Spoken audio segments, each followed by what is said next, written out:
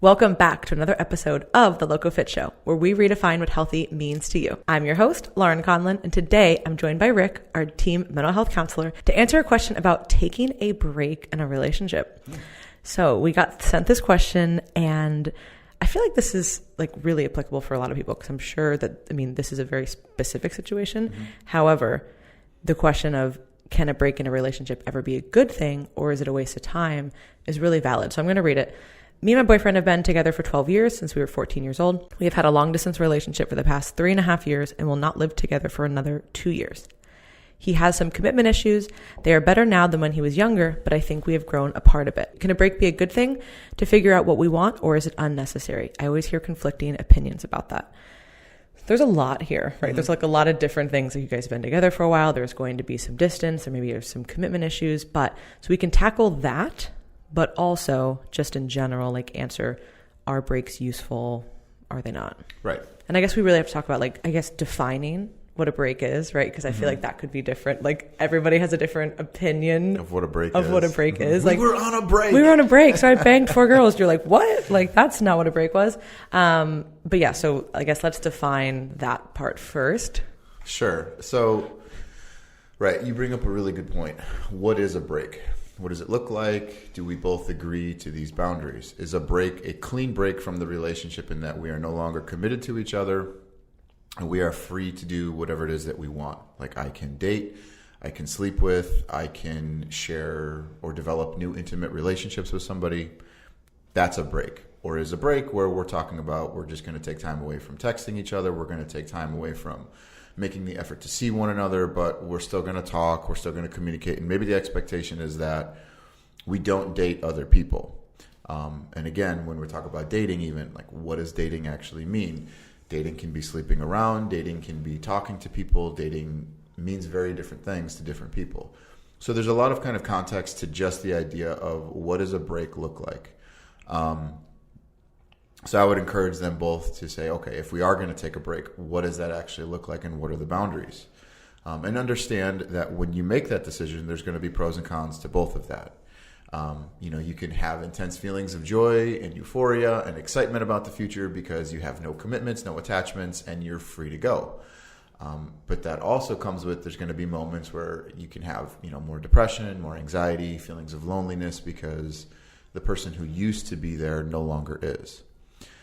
And so it becomes difficult sometimes to really figure out what you want. Now, with this particular question, there's a lot there that is underlying the question, right? So number one, first and foremost, it says, me and my boyfriend have been together for 12 years. Well, 12 years in and of itself is a very significant relationship. But since we were 14, right?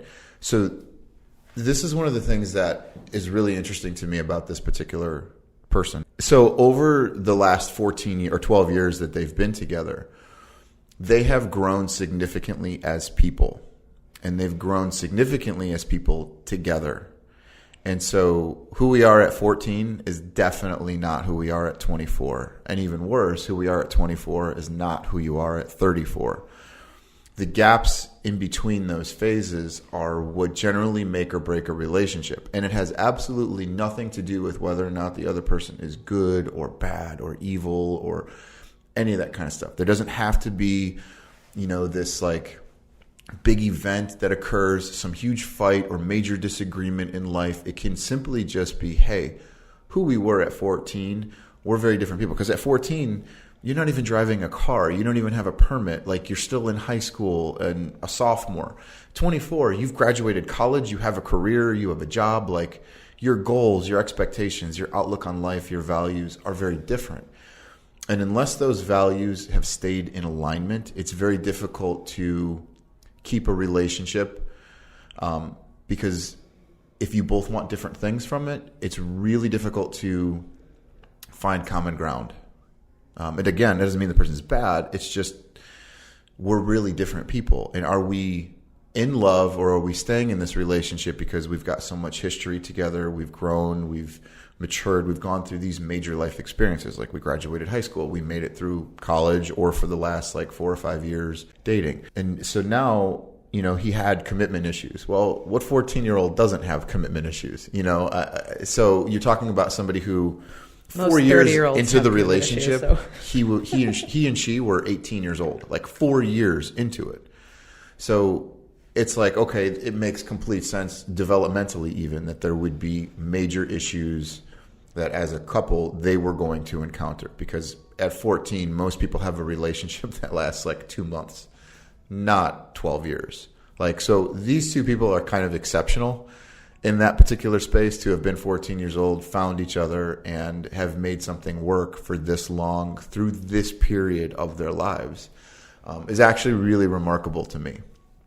So I tip my hat to both of them, because it's something that a lot of people can't do even in today's society. So there's just a lot there just from that. What did you pick up from it?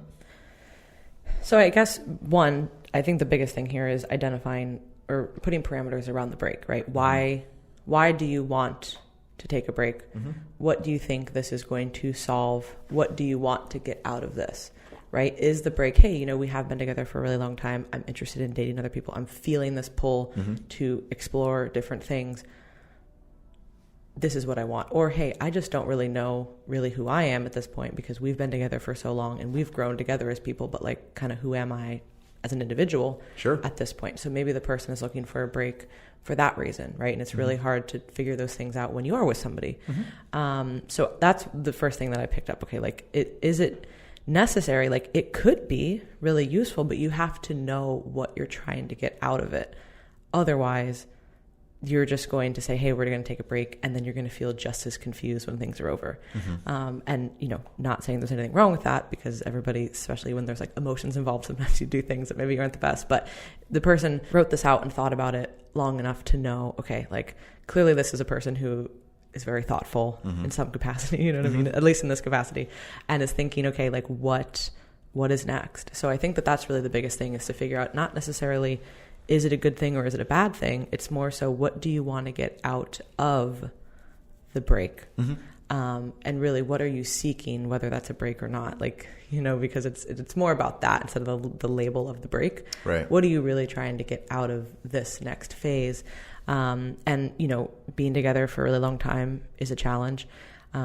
Growing apart, I would say, is pretty normal in that capacity, right? But also, distance is really hard, because distance is going to make any relationship challenging, no matter how strong it is. It's just going to be hard, and it's definitely harder on some people than others, which is why some people can do it for a long time and other people can't, just based on like personalities and just kind of what the other person, what people have going on. Like all of that. So I would say it's more so figuring out the root of like, what am I trying to get out of this next phase?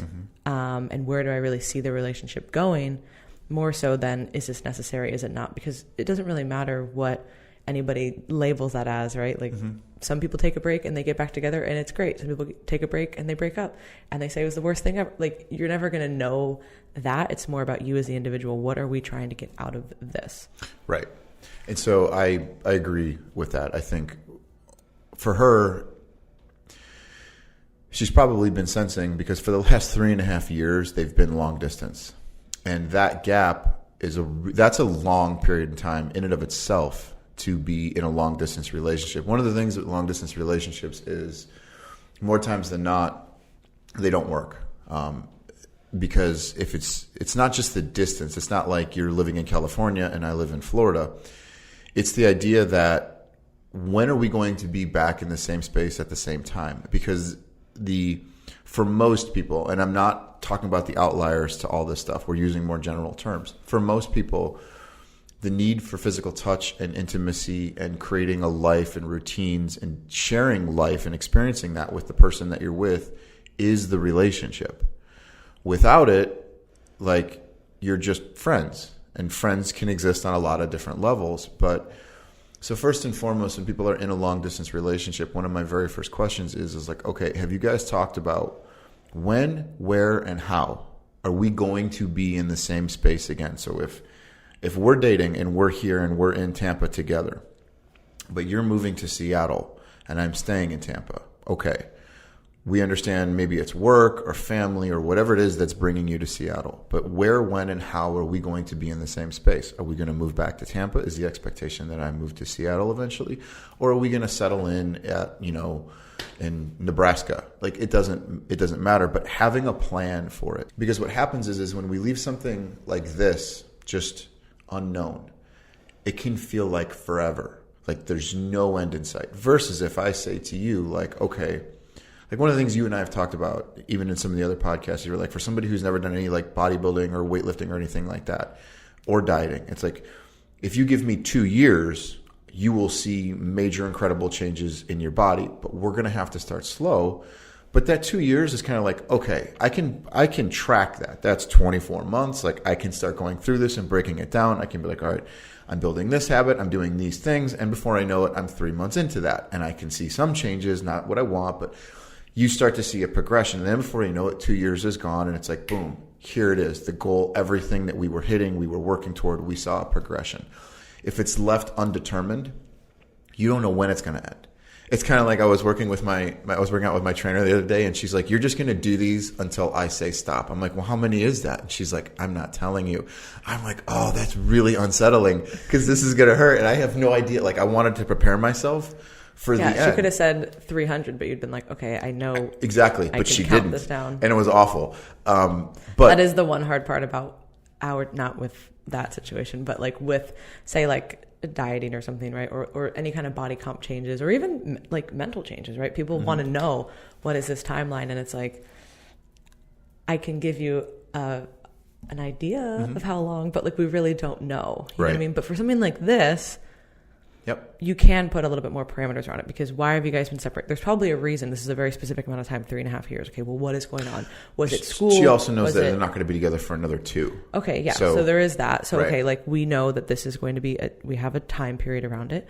So that makes it a little bit easier, but it's still challenging because, like you said, there's always that, like the relationship is those experiences that you're having, even if it's just a few times a month. I mean, that's still, like, I don't know what the frequency that they see each other. You know what I mean? Like, obviously, distance still implies that you're going to see somebody, typically speaking.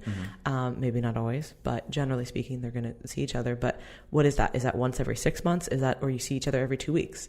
Right? Like, that's going to be very different for, like, a long-term, like, a distance relationship. Like, okay, maybe you can manage that for 5 years if you're seeing somebody, every second or third week. If it's now 4, 5, 6 months, you know what I mean? Like that's, and of course, I don't know if this is like a military situation, if this is a school situation. Right. We don't know. So sometimes there are things where you can't, if somebody's deployed, you're not going to be able to see them. But, that's that life. But yeah, even in that scenario, there's usually time parameters around it. There are typically time parameters. So I would say that for this, figuring out, okay, what do you guys truly want out of this moving forward? Because I'm sure that there's been some tension between both of them. Sure, probably. So figuring out, okay, hey, what are the next steps forward? If we wanted to take a break, what would that look like? What are we really trying to get out of this? Are we trying to date other people? Are we interested in that? Do we want to stay together? But like right now, the circumstances are just hard and we need to focus on each other, like our own lives. Like what is like the hurdle right now that they're working through?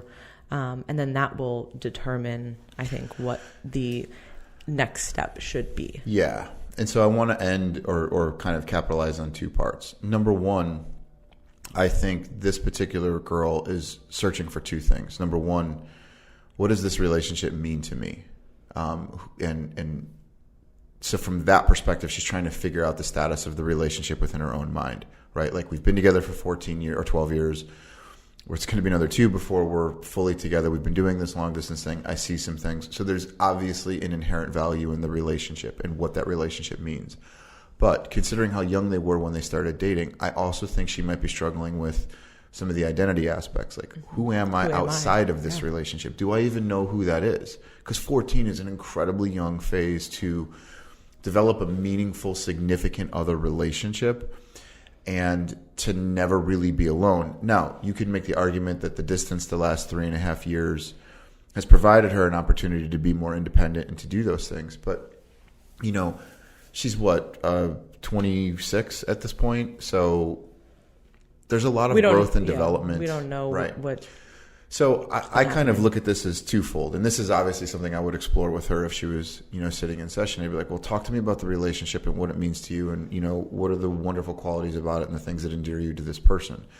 And also let's kind of explore who you are as an individual. And maybe this opportunity for taking a break will provide the opportunity for her to explore what that looks like.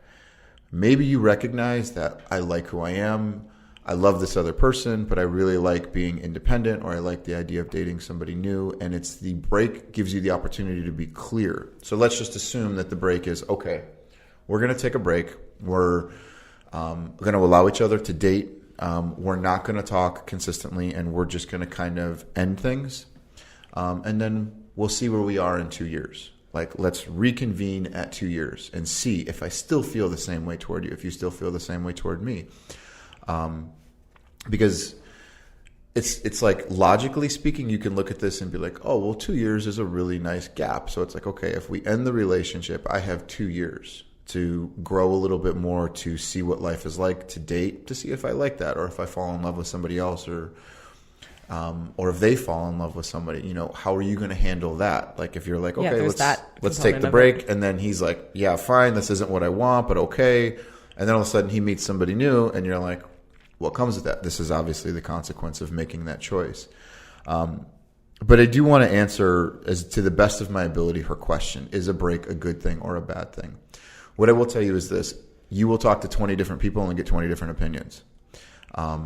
Is it a good thing? Sure. Is it a bad thing? Yes.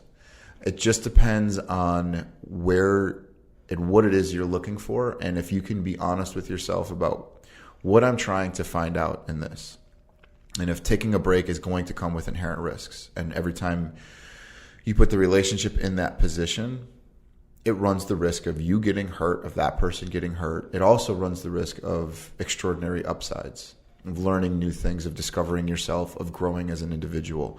And me personally, I think because they were so young when they got into a relationship, that I don't know if they really have a strong understanding of who they are outside of the relationship. Even though it's existed in their life for the last 3.5, 4 years, they've got the comfort of knowing, well, I always have this person, and it's easy to fall back on that. When you cut that tie and you're truly alone and independent, and you're not picking up the phone to call somebody, and now you have to put not pressure necessarily, but the onus is on you to develop new relationships and to do the things that you want to do and learn without the safety net of a relationship. It can be scary for people sometimes, and it's difficult. But I would tell her that there's no blueprint. I don't think there's a wrong decision to be made unless it's not coming from an honest space. And so I would encourage you to figure out what the need is for the break in the relationship. Explore, is this kind of an identity thing where I learn who I am, more about myself and what it means to be single and to date? Am I okay losing this person? Maybe I don't want to take a full break, but maybe it's just like, okay, we've agreed we're not going to talk, but we're not going to date other people either. Define it. Whatever the blueprint is for you two, create it together, but have the conversation. And don't be afraid of the conversation because you're worrying about hurting the other person's feelings. Like, sometimes that happens, you guys. Honesty, I love it. Everybody says, like, I just want somebody who will be honest. Until honest means that they're honest, and you have to hear what they have to say. You don't like it. I don't like this. I don't want to hear it anymore. So that's so true.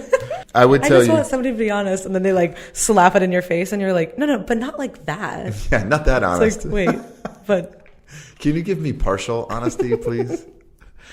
So forget what people are telling you. What decisions are you guys trying to make, and make them to the best of your ability? Because I think in time, you'll recognize whether or not the decisions that you made were the right ones. But I think if you're honest and you guys have open communication about maybe what's wrong or missing from the relationship, it'll give you both an opportunity to adjust to the point to where maybe we don't need this. I think if you take into consideration, all right, for 2 years, we have 2 years to go. What do these 2 years look like? What are the things that we can be doing differently if a break isn't necessary? If I don't really want a break, but I feel like one is necessary because I'm sensing this hesitation from a commitment perspective from you, and what does that actually mean about me and us? And so it opens up more questions.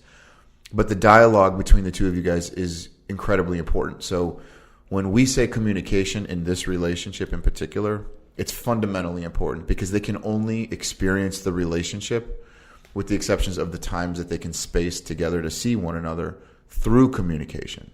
That's it. Because they don't get the nighttime hugs, they don't go to bed together, they don't do fun things, they don't have weekends together unless it's like very specifically planned and they have the time and resources, which right now could be taxing people because we're, at a 40-year high for inflation. So those kinds of things do impact a long distance relationship. But I would tell you that in a nutshell, no, breaks aren't always a bad thing, especially if it's coming from a space where you want to learn about yourself and grow. It comes with inherent risks. Don't be naive in thinking that because, you'd be foolish to do that. But I don't think she is. I think this is an intelligent, both emotionally intelligent people who have made a very difficult situation work for a long time. And so if they can be honest about what's missing or what work needs to be done in the relationship, they might have an opportunity to work on those things and not need that. And maybe they just want to take a break and say like, hey, let's see who we are in 2 years or a year and revisit this, and be like, yeah, things are good or things are different and I want back in and I want to work on this stuff. Like, okay, then you've learned. Just understand that it does come with those risks.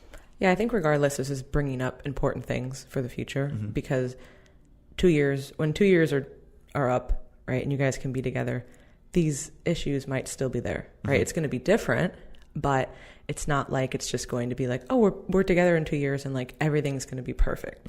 Like there's going to be these thoughts still. So like working on these now and like asking these questions now, I think is still going to be useful.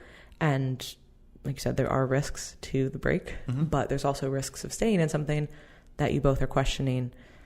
So regardless, you have to weigh out that. And maybe this just sparks conversation. Be like, I'm thinking about this. I don't even know if I want to break, but like, here's where I'm at. Like, correct. What does this mean for us? And then go from there. So we really wish you the best. But yeah, there are conflicting opinions. But like you said, there's literally going to be 20 different opinions if you ask 20 different people about this. And it really doesn't matter. It just matters to you guys what is best moving forward. Trust your instincts. Okay. Find somebody who will help you identify. And when I find somebody, let me just need a therapist. Talk to the people about this who are willing to listen to you to help you make your decision. Don't listen to the ones that are making the decision for you. If they're like, you need to do this, that's not the person to talk to. When the person's like, God, how do you feel about this? Or what do you think about this? Or what do you want to do? Those are the people to process this situation with if you're looking for friends or support, not the people who will make the decision. Find your own voice, and it won't be wrong. It might hurt, and it might come with some like really difficult moments ahead, but prepare yourself for that. And I think both of them will be okay because they seem to be, decent people from this question. I love how we're just like analyzing this. We don't have dialogue with them. They submitted the question, so if they're a listener to the show, they're amazing. We're just going to say Clearly, they're a LocoFit fan, so they have something going well in their life. You guys are already great. But thank you guys so much for listening to the show. If you enjoyed it, please share it. That is the best way to support us. I will put the link below in the show notes so you can submit additional questions. This segment, we're going to be answering some just kind of like general questions that we come up with, like just patterns and situations that we see. But be sure to send in specific questions quite like this. For more information on one-on-one coaching, visit teamlocofit.com and make sure to join our email list for great information and be the first to hear more about the app that we will be releasing in the next few months.